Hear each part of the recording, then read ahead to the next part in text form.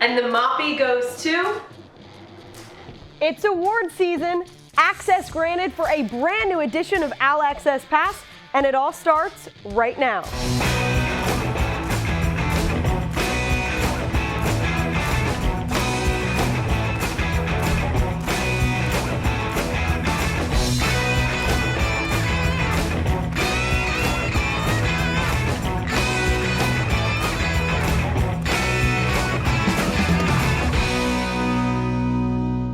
Hello, Owl fans, and welcome into TV Studio 3 for a brand new edition of OwlAccess Pass. I'm Lindsey Moppert. We start today's show with yet another coaching change. First it was football, then volleyball, and now Temple is searching for a new women's basketball coach. Newly appointed athletic director Arthur Johnson strikes again after announcing just earlier this morning that Tanya Cardoza will not return as the women's basketball head coach. This is the third head coaching change in just 6 months since Johnson took over the athletic department at Temple. Cardoza holds the title of being the all-time winningest coach in Temple women's basketball history. But the road has been very rough, to say the least. The team has gone 63-79 over the last 5 seasons, all with Mia Davis in the lineup. Temple hasn't won a tournament game in over a decade and never won a single conference title in her term. And clearly, Arthur Johnson's message about winning championships is no joke.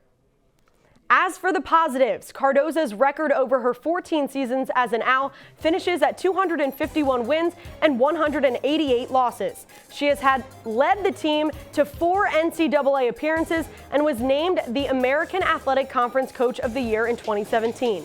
But Cardoza is now gone as Arthur Johnson begins his national search for her replacement. And now we'll move into some gymnastics action as the team was looking to defend its league championship title on Saturday afternoon. The squad traveled to Washington, D.C. to compete in the EAGL Conference Championships as the reigning champions. On the bars, freshman Sarah Stallings led the way for the Owls, scoring her 6th 9.8 or better this season. Ariana Castrense led the beam team once again and was later named the EAGL Senior Gymnast of the Year. Temple came away with 10 All-EAGL tournament team honors, and this includes Juliana Rowland, who led Temple on the vault while also being named the EAGL Co-Scholar Athlete of the Year. The Owls came in 3rd place with a score of 196.025 and finished behind George Washington and Towson by less than 1 point. The 3rd place finish is strong when you consider the Owls were picked to finish 7th in the preseason poll. The Temple lacrosse team played the 3rd and final game of its longest home stretch of the season on Sunday afternoon as the UC Davis Aggies came to the city of brotherly love. This was the first game that the Owls have faced a West Coast opponent since 2016 when they hosted the University of California. Temple's attack got off to a slower start than expected as UC Davis ended up scoring the only goal of the first quarter. But it wasn't long into the second frame until Temple attacker Riley McGowan paced all scorers and started firing shots off left and right. And there goes McGowan again, scoring 3 more goals right in a row for the natural hat trick. More Owls continued to find the back of the net, and McGowan managed to fire off 2 additional goals to the career high of 5.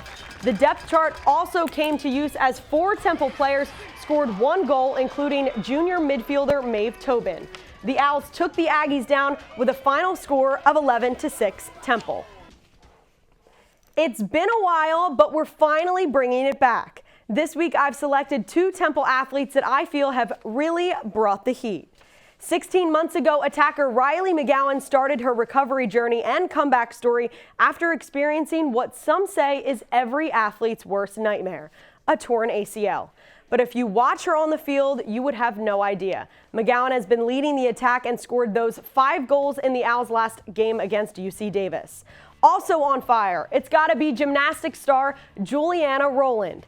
She actually transferred to Temple last year and has made quite the impact ever since. She qualified for the NCAA regionals for 2 events, was named All-EAGL first team for the vault and floor, named second team for beam, and just recently was honored as the EAGL Co-Scholar Athlete of the Year.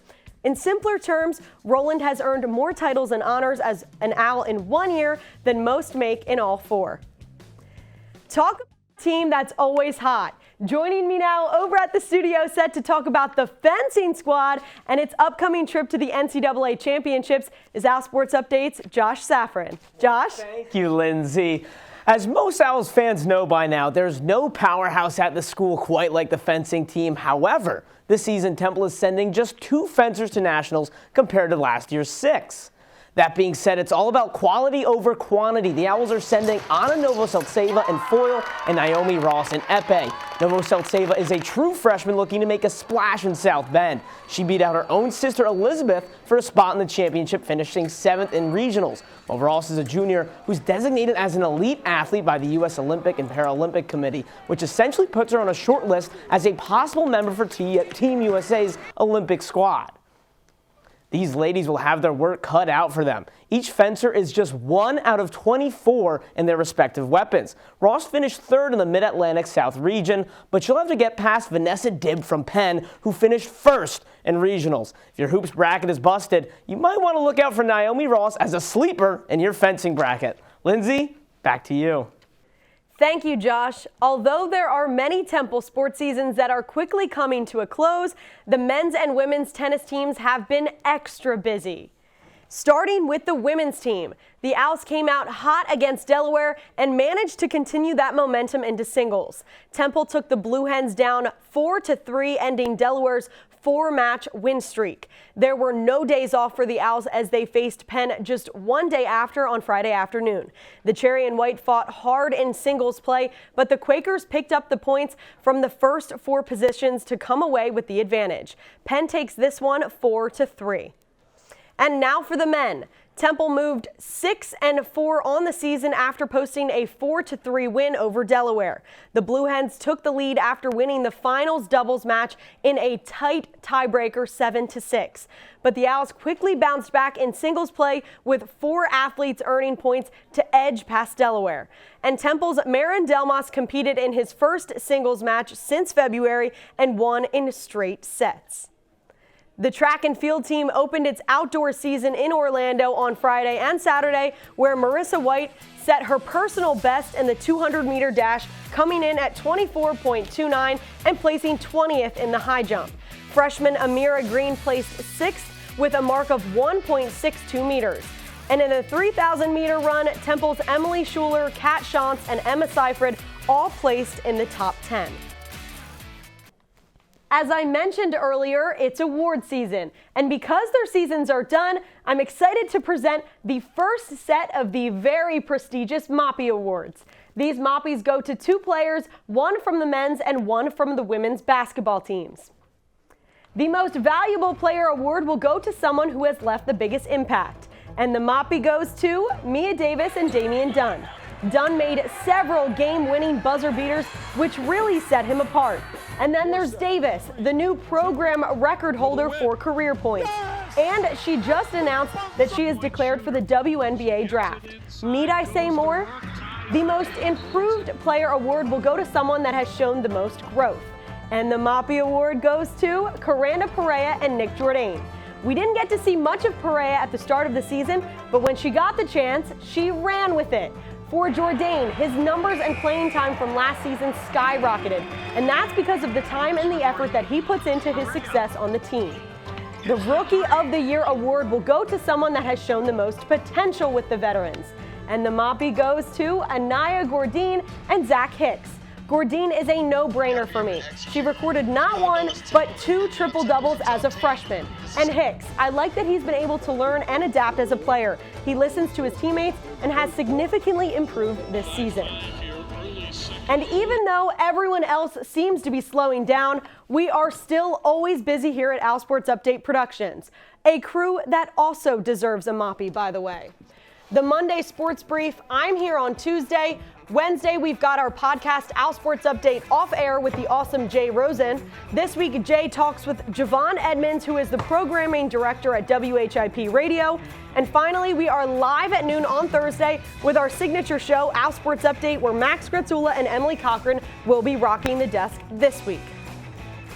That will just about do it for this episode of OwlAccess Pass. But before we go, I have to wish a very happy belated birthday to one of our incredible producers, Danny Beaver.